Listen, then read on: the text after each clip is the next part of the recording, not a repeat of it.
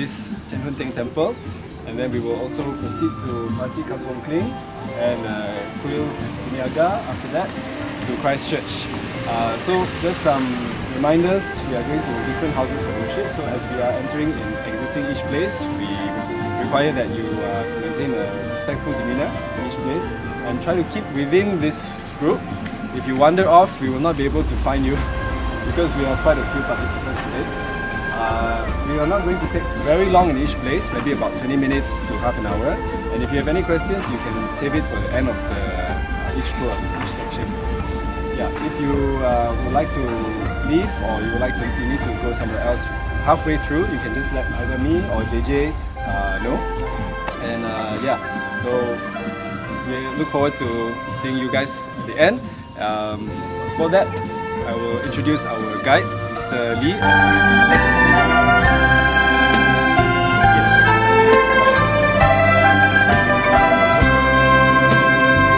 Thank you very much to Cassel. Very good morning to everybody. I'm SP Lee, can just call me SP or either Lee. So thank you Cassel and Remaja Pertiwi as an NGO to invite me to walk along with everybody. So first of all, our first stop will be in this temple, Enchanting Temple.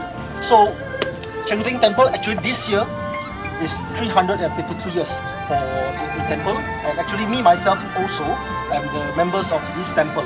So 3 years ago we have just celebrated our 350 years anniversaries for this temple.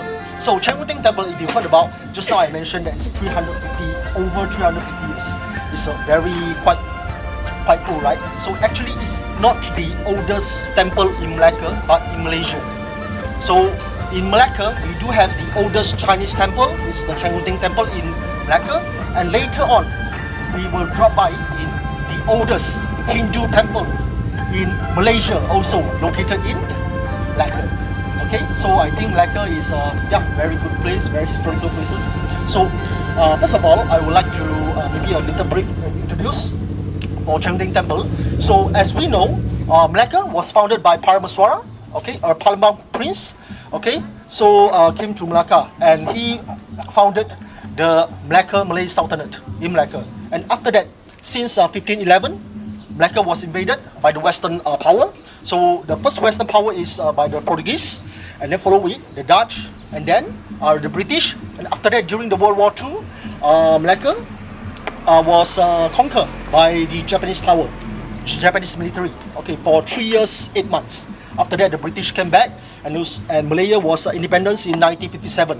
And in 1963, Malaysia was formed. So this is our brief history. So in Malacca, during the Dutch occupation, or we call it the Dutch administrations, okay, when the Dutch is conquer Malacca, so the Dutch, too easy for the administrative, so the Dutch has appointed each of the annex, the major annex in Malacca, having their own community leader, the so-called Kapitan. So Kapitan, if we translate in English, is captains. So we do understand what means by captains, right? Captain is the leader, okay, the leader of the community. So office, okay, where is the Kapitan's office? So this, the Enchanting Temple at my back, okay, this temple is actually, you do their work as, okay, what called, some of the thought or the blessings they wish, they would put it.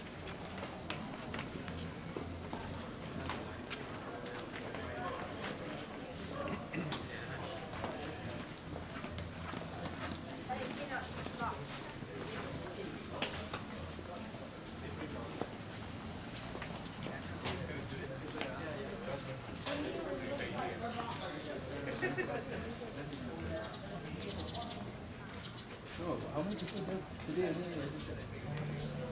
One. There's a beam, right? You can see there's a beam. Okay, there's a beam, wooden beam. Okay, this one and two. Also, okay, it's carrying the beam, it's carrying the wooden beam. So from this beam,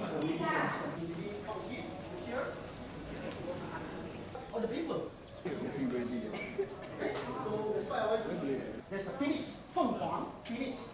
Okay, there's phoenix. Where's the middle? Okay, so let's look at this of this animal. So what is this animal? You can see the head is the head of fish. No, the fish is the body, but the head is What they call the put watery legendary animals as an ornament, so that to try to, with the hope, with the bless, to avoid from the fiery, what they call the fire disaster happen in the buildings itself. So this, you can see some kind of the, what they call the symbol, okay, that they use for the architectures, traditional architectures. Okay, you can see as Kung Fu drama, you can see, okay, this actually may be some important people that's sitting in this, or maybe during wedding purposes. So, especially for marriage, enchanting temple. But nowadays, they don't have anymore. But I heard that actually they might want to revive again. Previous countdowns. Okay, so that's all. Sharing.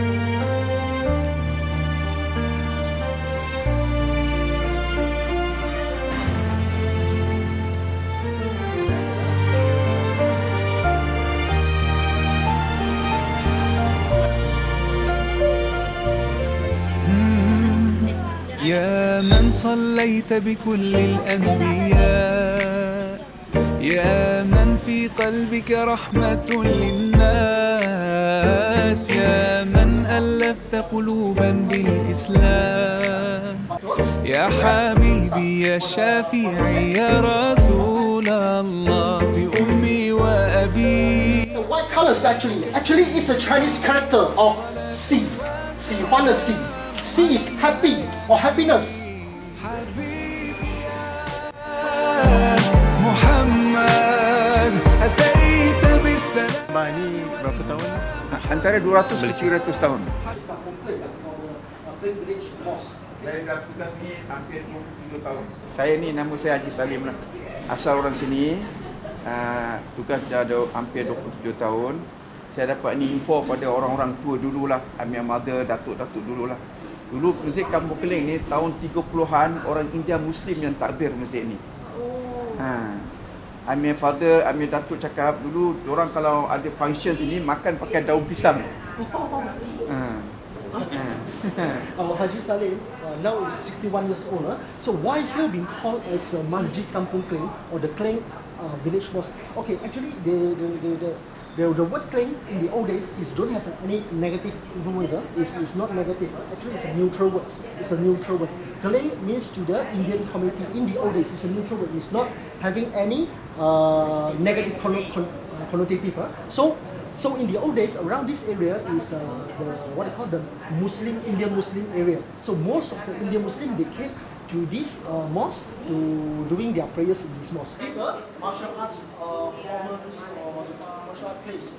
In that Laksani, that so that's why Hang Kasui, Malay Warrior Troops, Hang Juma Troops, they are real. I just started to Fatima Antique. Fatima Antique. Langgang is actually situated or located in the Fatima Antique. Fatima Antique. Tiga keagamaan yang kita Islam dan untuk balik masing-masing kalau ada function kita akan bincang. Kalau dia kata dia ada semayang, dia kata hari kita ada semayang di time. Kita bincang nak datang awal sini dia ada semayang. Cuba macam untuk dia. Cuba macam kita juga. Kalau kita ada function, kita duduk kita di dalam kita akan duduk. This masyarakat lah. Sebab sekarang dalam ini dia pergi Jalan Harmoni. Okay? So nowadays, actually since very supporting, everybody is very supporting, and they will invite. Okay, some of the functions they will invite each other to attend the functions to marry. Okay, marry together. So that's why it's really truly a harmony places for this place. We call it Harmony Streets. It's very. Have any questions want to ask Haji Salim? It's not easy to meet Haji Salim. Okay, dia dulu ni semua kita dipanggil kita punya ulama-ulama Aceh Indonesia yang datang. Kalau kita ikut sejarah, Islam first datang di Melaka dulu. Masa kita Pulauan dulu Melaka kan. Mana kita terima Islam daripada Indonesia punya. Tentu kita punya guru-guru agama Indonesia datang sini, maknanya bawa Islam di Melaka. Dan di Kubi, dan saya sudah pergi di Aceh. Dan saya jumpa ini semua yang mati ni, dia punya family saya jumpa. Saya pernah datang tugas pagi subuh, saya datang tugas. kita nampak ramai. Ini cerita hampir 15 tahun lepas lah. Kita tengok ramai duduk di tepi tu, semayang lah. Maybe dia punya family. Saya ingat orang Malaysia, rupanya orang Aceh. Dia kata dia punya family daripada Aceh. Dan saya, Jabatan Agama Islam, saya panggil pergi Aceh. Selepas tsunami, saya pergi Aceh. Saya tengok keadaan tsunami di Aceh. Saya, Jabatan Agama Islam panggil saya pergi sana lah. By group lah, semua. So actually the cemetery later we will the Aceh scholars, the ulama from Aceh, Indonesia. Okay, they came here to spread the what they call to maybe do the Islamic teaching. Okay, because they're very well versed in the Islamic studies. So they are the scholars. They came to the archipelago. They drop by to Melaka. So they do the Islamic teaching. So when they what they call pass away in Melaka, so they buried. Okay, they're buried here in this cemetery. So this belongs to the Aceh Islamic scholars, the ulama Aceh. Ya. Pada ramai di sini. Itu dia punya. Kalau kita fikir logik akal, kenapa dua? Sebab tak boleh nak tampung dulu. So actually nearby here also as a Western European culture. So any Western European cultures we can see in this. Okay, so the fountain will be functions. Okay, the fountain will be functions because they want to circulate places. When you come to a mosque, everybody is equal. In Islam teaching equality is very important. Okay, lady. Okay, it's ladies. Okay, but for the round shape is men. Now it's men. Okay, this is the example of this. But nowadays in the modern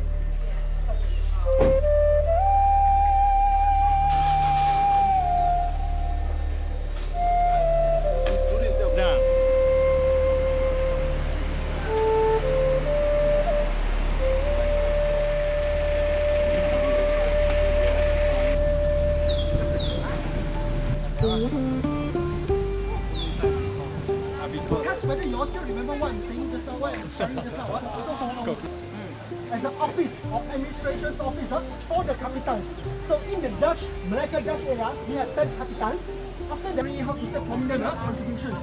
So like the Leeway King, the second capitan, okay, he brought all this. We don't have watch. Okay, we don't have eye. Introduction of first church. So change it a bit for this round and end it here in Christchurch, following the theme of the oldest, because Christchurch actually is the old, starting in 1753, finished in 1756.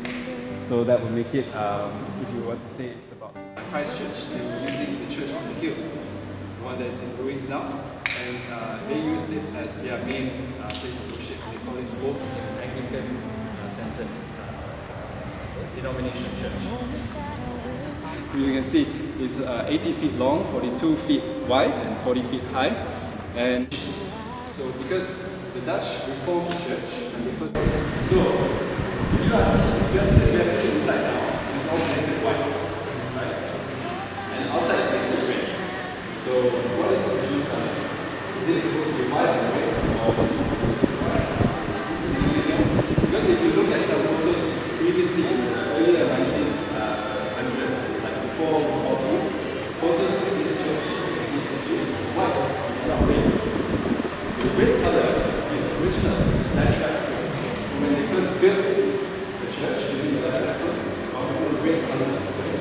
When the red building satellites, all that buildings that were built by the Dutch, used lateral stones, red stones, which you also can see using to build the Porta de Santiago. Still original, that red. very rusty, dark red color. So after the British came, they repainted the outside, after they repainted it white. Because of the frontage of Christchurch. Yes. And so the whole style, the whole architecture style is still very Dutch, but you can see the elements of British influence as well, such as the painting of the last Da Vinci. This as well was added during British era, not during the Dutch era. This would not have been allowed in the Dutch Reformed Church because it's too fancy, it's too elaborate for them. But it's only added later by the Anglican tradition. Yeah. So right now they still are functioning every Sunday. They still have service.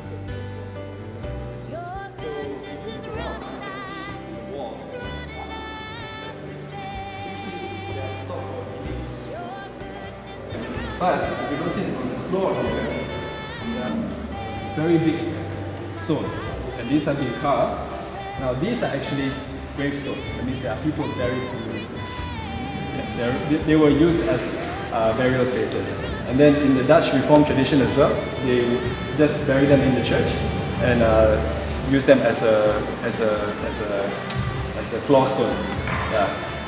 But now, of course, and then after the British took over, they have been transferred from the Dutch graveyard, which is behind us, up to the pool. Yes, but these were all very anciently carved, and if I'm not mistaken, in that language, it's not actually Dutch, it's Armenian. I don't know the translation, but it was told to me that it is belonging to a very important captain who came from the Netherlands, but I don't know why it's in Armenian. Yeah. So, from Melaka, basically. So, although on the right side it is Peter Petrus, right? But sitting on is actually added during the British era. It's not original.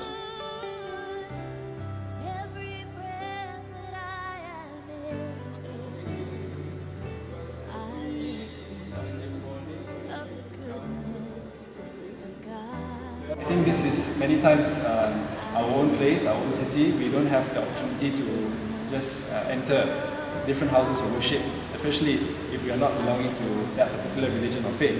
We don't feel maybe so free and easy to just enter as we like, right? Because we understand it's not a tourist attraction, it's a functioning house of worship. So for that point, we were hoping that we would give this opportunity to people of various faiths together. Of course, even if you don't have a faith, we would still see the value of such an experience, intermingling with the different people of different faiths, as well as seeing the things that we share together, the influences that we can see that are quite, like for example in the mosque, there's the Chinese characters, and then the building of this church using only Malayan or Nusantara building materials, although it is made in a Dutch colonial style. So that was our main purpose and goal, so that we can bring together all of you. We're very happy that you could join us. We're very happy for the group as well. We must give our thanks to people who funded this project, as well as Mr. Steve for his excellent tour. I think we give him a hand.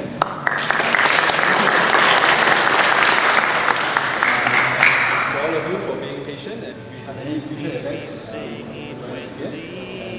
we'll take a last group photo, and we have a souvenir for each of you, a small souvenir. So maybe we can take a group photo.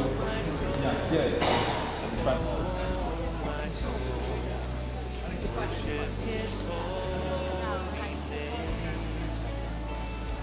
Sing like never before. Oh my soul, I worship your holy name.